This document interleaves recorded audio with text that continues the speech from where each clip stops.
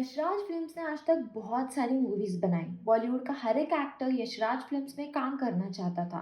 तो कैसे चालू हुई यशराज फिल्म्स? चलिए पास्ट में चलते हैं। यश चोपड़ा 27 सितंबर 1932 को लाहौर में पैदा हुए। उनका भाई B R Chopra film journalist था। फिल्म मेकिंग की पैशन उनको बॉम्बे तक लेकर आई। इनिशियली वो आईएएस जौहर के पास एज अ असिस्टेंट डायरेक्टर का काम किया करते थे। इंडस्ट्री में आने के बाद यश जी ने बहुत सारे फ्रेंड्स बनाए। 1959 में उन्होंने धूल का फूल मूवी डायरेक्ट की अपने भाई बी आर चोपड़ा के साथ। ये फिल्म उस साल की फोर्थ हाईएस्ट ग्रॉसिंग मूवी बन गई। 1961 में धर्मपुत्र के साथ उन्होंने शशि कपूर को लॉन्च किया और उस मूवी ने national film award for best feature film in Hindi जीत लिया। फिर यश चोपड़ा ने 1965 की वक्त, आदमी और इंसान, ये मूवीज अपने भाई के साथ की। यश चोपड़ा इंडिपेंडेंटली फिल्म्स करना चाहते थे लेकिन फाइनेंशियली वो स्ट्रांग नहीं थे।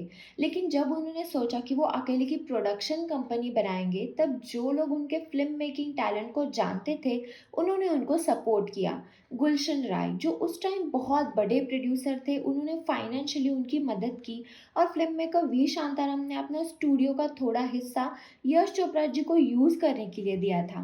At that time people were very understanding और एक दूसरे की मदद सब लोग करते थे। मानो ऐसा हुआ कि यश चोपड़ा जी की ड्रीम सभी ने पूरी करनी चाहिए और उनके लिए सभी दरवाजे खोल दिए गए। उस टाइम इतने ज़्यादा डायरेक्टर्स और प्रोड्यूसर्स नहीं थे, so all the people welcome him with a huge heart. Yash Chopra ji ने अपनी पहली फिल्म राजेश खन्ना, शर्मिला टैगोर और राखी के साथ की। राजेश खन्ना और यश चोपड़ा बहुत अच्छे दोस्त थे। जब राजेश खन्ना की फिल्में फ्लॉप चल रही थी तब यश जी मेड इत्तेफाक फॉर हिम और वो राजेश खन्ना की हिट फिल्म बन गई। और ये फिल्म सिर्फ एक महीने में शूट की थी और पहली हिंदी फिल्म थी जिसमें कोई गाने या फिर इंटरवल नहीं था। राजेश खन्ना ने भी उस वक्त यशराज जी को यशराज फिल्म्स बनाने में बहुत मदद की। दाग और poem of love Yash ji की पहली फिल्म थी। फिल्म की हाइप बढ़ाने के लिए कंट्रोवर्सी क्रिएट की थी। टाइम्स ऑफ इंडिया के हिसाब से शर्मिला टैगोर और राखी के बीच में अनबनाए से न्यूज़ बाहर आई थी और ये हिंदी फिल्म की पहली कंट्रोवर्सी क्रिएट की थी और इसकी वजह से फिल्म सुपर हिट थी। यश चोपड़ा जी हमेशा से ही न्यू कमर्स और टैलेंट की तलाश में रहते थे। 1970s में Amitabh Bachchan was struggling and failed as a newcomer. Zanjeer movie के बाद Amitabh had become angry young man of Bollywood, क्योंकि उस टाइम कोई भी एक्टर रोमांटिक से एंग्री यंग मैन का रोल नहीं करना चाहता था। But Amitabh did Janjeer and broke all the stereotypes. And then Yash Ji got his new face और 1975 में दीवार त्रिशूल ये मूवीज रिलीज हुई। 70s 80s में ये दो मूवीज करके अमिताभ ने as a angry young man का टाइटल जीता था। दीवार और त्रिशूल मूवीज कल्ट क्लासिक बन गई। फिर कभी कभी मूवी रिलीज हुई। यश चोपड़ा जी हमेशा से ही फैमिली ड्रामा या फिर रोमांटिक मूवीज ही बनाते थे। 80s के टाइम अमिताभ बच्चन और रेखा जी का अफेयर काफ़ी चर्चे में था। सो यश जी थॉट कि he would make an extra marital affair movie और उन्होंने रियल स्टोरी को मूवी में कास्ट किया।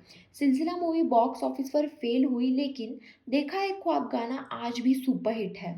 और उस टाइम यश चोपड़ा जी और जावेद अख्तर काफ़ी क्लोज फ्रेंड्स थे and Yash ji push Javed Akhtar to write Dekha Ek Khwab song lyrics. Romantic films Bollywood industry में बहुत पहले से ही ट्रेंड पर थी, लेकिन वाईआरएफ ने रोमांटिक फिल्म्स को एक अलग दिशा दे दी। उनकी मूवीज में romantic story, location, song, costume, everything was on point. YRF से यश जी ने अपनी कहानी एक अलग अंदाज से पेश की। अमिताभ बच्चन के बाद उन्होंने दिलीप कुमार, सुनील दत्त के साथ भी काम किया। उनकी कुछ फिल्में जैसे मशाल, फासले, विजय बॉक्स ऑफिस पर फ्लॉप थी, इसलिए 1989 में वो रोमांटिक म्यूजिकल मूवी चांदनी के साथ आए। चांदनी से उन्होंने श्रीदेवी जी को लॉन्च किया। बहुत सारे फ्लॉप मूवीज देने के बाद वाईआरएफ स्टूडियो बंद होने वाली थी। सिचुएशन इतनी खराब हो चुकी थी कि स्टूडियो बेचकर टी सीरीज के साथ वो शॉर्ट फिल्म बनाने वाले थे। लेकिन चांदनी के बाद वाईआरएफ स्टूडियोज फिर से चल पड़ा। चांदनी में यश जी वांटेड श्रीदेवी टू वोर ऑल व्हाइट, लेकिन मूवी में व्हाइट कॉस्ट्यूम के लिए श्रीदेवी तैयार नहीं थी। लेकिन यश जी कन्विंस्ड है बिकॉज उनके माइंड में उन्होंने पहले से ही चांदनी की इनोसेंस बनाकर रखी थी। और जब मूवी रिलीज हुई तब श्रीदेवी के व्हाइट लुक्स ने फैशन इंडस्ट्री में रेवोल्यूशन लाया। तो इस तरह की सोच थी यश चोपड़ा जी की। चांदनी के गाने और मूवी से श्रीदेवी उस टाइम के टॉप फीमेल बॉलीवुड स्टार बन गई। चांदनी के कुछ सीन स्विट्जरलैंड में शूट हुए थे, इसलिए इंडियंस के लिए स्विट्जरलैंड पॉपुलर डेस्टिनेशन बन गया। 1991 में लम्हे रिलीज हुई, वो भी सुपर हिट थी। लम्हे और चांदनी के लिए यश जी को बहुत सारे अवार्ड्स भी मिले। 1992 में परंपरा रिलीज हुई, लेकिन वो फ्लॉप थी। अब दौर आया 90s का। 70s में अमिताभ बच्चन के बाद वाईआरएफ एक नए टैलेंट और फेस की तलाश में थे, और 1993 में उन्होंने शाहरुख खान को लॉन्च किया। वाईआरएफ और शाहरुख खान की पहली फिल्म डर थी, जो अभी कल्ट क्लासिक मूवी बन गई। 1995 में Yash ji launch the television production house Metavision, और उसी साल यश जी के बेटे आदित्य चोपड़ा ने दिलवाले दुल्हनिया ले जाएंगे डायरेक्ट की। अब ये फिल्म कितनी सुपरहिट है वो बताने की ज़रूरत नहीं है। आदित्य चोपड़ा ने अपने पिता के साथ चांदनी, लम्हे, डर ये मूवीज असिस्ट की थी, इसलिए Aditya started writing his own script.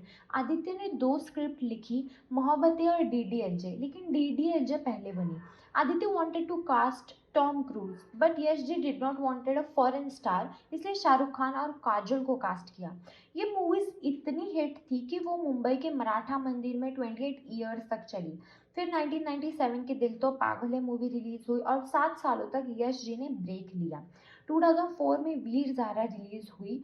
2011 में वाईआरएफ इंटरनेशनल मार्केट में पहुंच गई, और वहाँ वाईआरएफ एंटरटेनमेंट लॉन्च किया गया, जो उदय चोपड़ा संभाल रहा था। The longest week and Grace of Monaco movies 2014 में प्रोड्यूस हुई। भले ही यश जी ने ब्रेक लिया था, लेकिन तब आदित्य चोपड़ा वाईआरएफ को संभाल रहा था।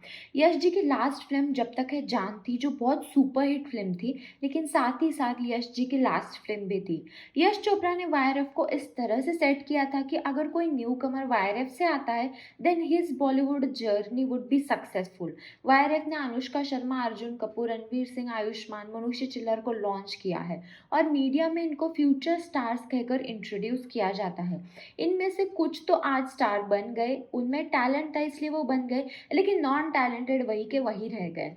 जब वाईआरएफ किसी भी न्यू कमर को लॉन्च करता है, तो वो उसका endorsement, events, public relation, digital presence सब कुछ मैनेज करता है। वाईआरएफ हर एक न्यू कमर के साथ 3 फिल्म का कॉन्ट्रैक्ट साइन करता है। उस एक्टर को सिर्फ 3 फिल्में वाईआरएफ के साथ करनी होगी, और इस पीरियड में वो कोई भी दूसरी फिल्म साइन नहीं कर सकता। जैसे Sushant Singh Rajput was under 3 film contract, उनमें से 2 फिल्में Shuddh Desi romance and detective Byomkesh Bakshi release हुई, लेकिन तीसरी फिल्म जो शेखर कपूर डायरेक्ट करने वाले थे, वो वाईआरएफ और शेखर में कुछ प्रॉब्लम्स की वजह से बंद हो गई, और इस कॉन्ट्रैक्ट की वजह से Sushant Singh Rajput missed many major films. Shraddha Kapoor also had 3 film deal with YRF. YRF की लव का द एंड मूवी रिलीज हुई, और कॉन्ट्रैक्ट के हिसाब से she had to do Aurangzeb, but Shraddha choose Aashiqui 2, और श्रद्धा ब्रोक द कॉन्ट्रैक्ट। कई एक्ट्रेसेस का वाईआरएफ की वजह से फायदा हुआ, लेकिन कुछ एक्टर अभी भी स्ट्रगल कर रहे हैं। वानी कपूर ने 6 हिंदी फिल्म्स की है, उनमें से 4 वाईआरएफ मूवीज हैं।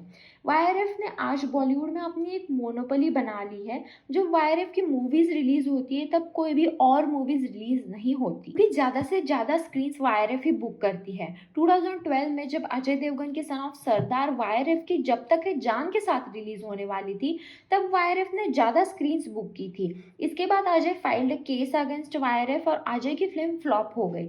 हालांकि केस से कुछ हुआ नहीं, और कंपटीशन कमीशन ऑफ इंडिया ने इस कंप्लेंट को डिसमिस कर दिया। इसलिए कोई भी प्रोड्यूसर वाईआरएफ के साथ अपनी मूवीज नहीं रिलीज करता। इसलिए पठान के साथ कोई भी मूवी रिलीज नहीं हुई है, और शाहरुख खान 4 सालों के बाद लौट रहा था, तो वो धुनकी और जवान से भी कमबैक कर सकता था, क्योंकि ये 2 फिल्में पठान से वे मच बेटर है। But Shahrukh Khan has a past relation with YRF, so how can he से नो। और वाईआरएफ स्पाई यूनिवर्स की हर एक फिल्म हिट है। टाइगर के बाद वॉर, फिर पठान, अब फाइटर, और शायद टाइगर वर्सेस पठान भी मूवी आ सकती है। लेकिन आज के मूवीज में स्टोरी मेन नहीं होती, सिर्फ एक एजेंट और एक विलन, और उसको कभी टाइगर इंट्रोड्यूस करता है तो कभी पठान। इवन तो अगर कोई वाईआरएफ फिल्म फ्लॉप होती है, तो इससे वाईआरएफ का नुकसान नहीं होता। अगर फिल्म 100 करोड़ में बनी हो, तो ये 90 करोड़ में पहले ही फिल्म को ओटीटी पर सेट करते हैं। अमेजॉन प्राइम ने वाईआरएफ को कोविड के बाद एक डील दी थी to release YRF movies on Amazon Prime, but Aditya Chopra refuse the offer, और अभी उन्होंने नेटफ्लिक्स के साथ मल्टी ईयर डील की है। दोनों आइकॉनिक एंटरटेनर साथ में आकर फिल्म्स बनाएंगे। Their first project was railway men, और आगे बहुत मूवीज नेटफ्लिक्स पर रिलीज होंगी। जहाँ यश चोपड़ा जी ने वाईआरएफ चालू की थी, और एक आज की वाईआरएफ है। आज की वाईआरएफ एक मनी मेकिंग बन गई है। वाईआरएफ के साथ YRF home entertainment, Y films, YRF television, YRF music, YRF spy universe, ये सब उन्होंने बनाए हैं। लेकिन जब यश चोपड़ा थे, तब वाईआरएफ वॉज टोटली डिफरेंट। पहले की वायरस मूवीज़ हम कितनी बार भी देख सकते हैं, लेकिन आज की वायरस मूवीज़ हम बार-बार नहीं देख सकते, क्योंकि इसमें और पहली वाली में वो बात नहीं। पहली वाली बहुत अलग थी और आज की बहुत अलग है। वैसे आपको क्या लगता है वायरस की मूवी के बारे में? आपको कौन-सी वायरस मूवी पसंद है? पहली वाली मूवीज़ पसंद है या अभी जो मूवीज़ है वो पसंद है? मुझे कमेंट बॉक्स में ज़रूर बताइएगा।